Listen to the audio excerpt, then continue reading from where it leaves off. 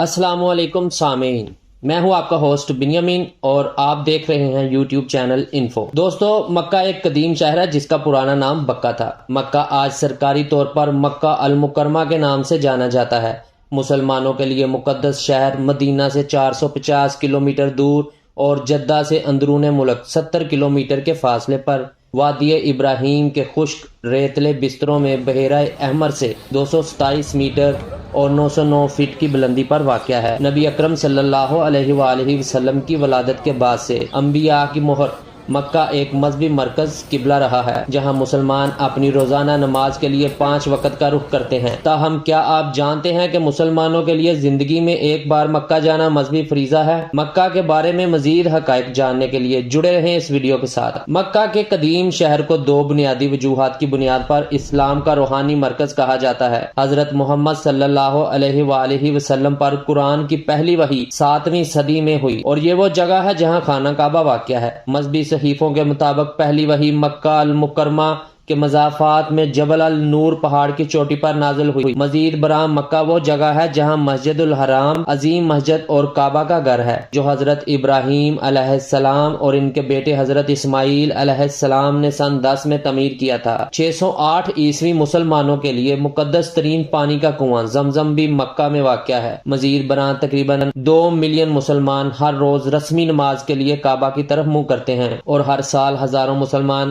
عازمین عمرہ اور حج کے لیے مکہ جاتے ہیں۔ یہ مقدس شہر اپنی مذہبی اور تاریخی اہمیت کی وجہ سے پوری دنیا میں مشہور ہے۔ مکہ دنیا کا سب سے قدیم آباد شہر ہے، اس طرح کہ صرف زمزم کا کنواں ہی 4000 سال پرانا ہے۔ دنیا کا بلند ترین نمازی کمرہ مصلی مکہ کلاک رائل ٹاور ہوٹل میں سطح سمندر سے 600 میٹر بلندی پر واقع ہے۔ یہ کمرہ خانہ کعبہ سے بھی 500 میٹر کے فاصلے پر ہے، جس کی وجہ سے یہ مکہ کا سب سے قریب نماز کا کمرہ ہے۔ اگرچہ آج آپ کو جزیرہ نما عرب کے ارد گرد بہت سے جدید کاریں چلتی نظر آئیں گی۔ کیا آپ جانتے ہیں کہ سعودی عرب میں داخل ہونے والی پہلی گاڑی مکہ کے حکمران شریف اون الرفیق کی تھی؟ مکہ میں دنیا کا سب سے بڑا خودکار فضلہ ٹرانسپورٹ نیٹ ورک ہے۔ اسے مذہبی رسومات کے دوران تقریباً 600 ٹن فضلہ کو پورا کرنے کے لیے ڈیزائن کیا گیا ہے۔ مونٹی کارلو مکہ میں ایک مربع میٹر زمین جس کی قیمت $1,00,000 ہے، دنیا کی سب سے مہنگی زمین سمجھی جاتی ہے۔ رائل کلاک ٹاور، جسے وسطی مکہ میں ابراج البیت بھی کہا جاتا ہے، عالمی سطح پر تیسری بلند ترین عمارت ہے۔ مکہ کا میٹروپولیٹن علاقہ تقریباً 500 مربع میل 1294 مربع کلومیٹر پر محیط ہے۔ مکہ میں ان حاجیوں کے لیے سونے کے پوڑ ہیں جو ہوٹل میں رہائش کے اخراجات برداشت نہیں کر سکتے۔ مکہ میں زمزم کے کنویں کے پانی کے بارے میں خیال کیا جاتا ہے کہ اس کے صحت کے لیے خصوصی فوائد ہیں۔ ایک اندازے کے مطابق ہر سال تقریباً 8 سے 9 ملین عازمین حج اور عمرہ کے لیے مکہ جاتے ہیں۔ کاروباری سیاحوں میں اضافے کے ساتھ 2030 میں 30 ملین افراد سعودی عرب کا دورہ کریں گے۔ اگر آپ مقدس شہر میں رہنے کا ارادہ رکھتے ہیں تو آپ کو مکہ کے بارے میں بتائی جانے والی معلومات کا اندازہ ہونا چاہیے۔ مکہ کی کل آبادی کا تخمینہ تقریباً 20,78,000 ہے۔ مکہ میں قومیت یا رہائشی ویزا جیسی کوئی چیز نہیں ہے۔ مقدس شہر کے رہائشیوں کو اقامہ جاری کیا جاتا ہے، یعنی رہائش کا عارضی اجازت نامہ، جس کے سالانہ تجدید ہوتی ہے۔ مذہبی اہمیت کی وجہ سے مکہ کی حکومت نے سخت قوانین نافذ کیے ہیں جو غیر مسلموں کو مقدس شہر میں داخل ہونے سے روکتے ہیں۔ اگرچہ مکہ میں رہنے والے زیادہ تر لوگ حج کی صنعت میں کام کرتے ہیں، لیکن اس شہر میں ایک اچھی طرح سے کام کرنے والا معاشی شعبہ بھی ہے۔ مکہ کی مجموعی شہری معیشت یا تو خدمات یا تجارت صنعت پر مبنی ہے، جس میں ٹیکسٹائل، برتن اور فرنیچر شامل ہیں۔ صحرا جیسی فطرت کی وجہ سے پھل اور سبزیاں عام طور پر قریبی شہروں سے درآمد کی جاتی ہیں۔ مکہ میں نہ تو ریل کی آمد و رفت ہے اور نہ ہی کوئی ریلوے اسٹیشن، جبکہ جدہ ہوائی اڈا اور بندرگاہ شہر کو inter city transport services, taxi, bus اور ٹرک کے ذریعے اچھی طرح سے خدمات فراہم کرتی ہیں۔ مکہ المکرمہ کے مکانات پرانے شہر کے علاقوں میں جدید رہائشی علاقوں سے زیادہ کمپیکٹ ہیں۔ مکہ مکرمہ کے گورنر نے لڑکے اور لڑکیوں کو پرائمری سے یونیورسٹی کی سطح تک مفت تعلیم کی سہولت فراہم کی ہے۔ رہائشیوں کے لیے طبی اور صحت کی دیکھ بھال کی خدمات مناسب اور مفت ہیں۔ 21ویں صدی کے بعد سے مکہ شہر میں کئی ساختی بہتری آئی ہے۔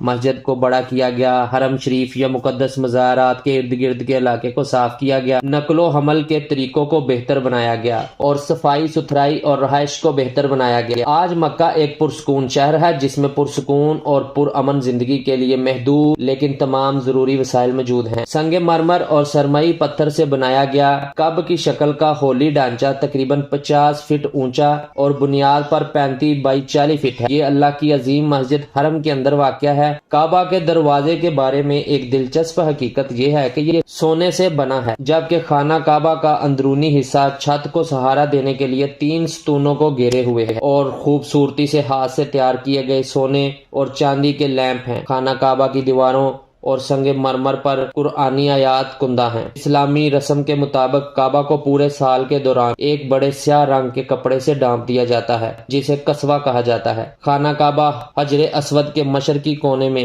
آسمان کا مقدس سیاہ پتھر واقع ہے۔ اسلامی تاریخ اور معلومات کے مطابق یہ پتھر حضرت آدم علیہ السلام کو جنت سے نکالے جانے کی صورت میں معافی مانگنے کے لیے دیا گیا تھا۔ آج مقدس پتھر کو ٹکڑوں میں توڑ دیا گیا ہے اور پتھروں کی انگوٹھی کو ایک وزنی چاندی کی پٹی کے ذریعے ایک ساتھ رکھا گیا ہے۔ فرش پر ایک مقدس نشان بھی ہے جس میں عین اس جگہ کو نمایاں کیا گیا ہے جہاں نبی اکرم صلی اللہ علیہ وآلہ وسلم نماز ادا کرتے تھے۔ مکہ میں مسجد الحرام کا گھر ہے جو دنیا کی سب سے مقدس اور سب سے بڑی مسجد ہے۔ کبھی بکہ، ام القریٰ اور القریہ کے نام سے جانا جاتا تھا۔ یہ شہر تمام مسلمانوں کے لیے مذہبی اہمیت رکھتا ہے۔ کعبہ جس کی طرف تمام عبادات کی جاتی ہیں اور زمزم کا کنواں بھی مکہ میں واقع ہے۔ ہر سال دنیا بھر سے مسلمان عمرہ اور حج سے متعلق اپنے مذہبی فرائض کی ادائیگی کے لیے مکہ جاتے ہیں۔ یہ خیال کیا جاتا ہے کہ مکہ کو فرشتوں کے ذریعے محفوظ کیا جاتا ہے جو برائی کو مقدس سرزمین میں داخل نہیں ہونے دیتے۔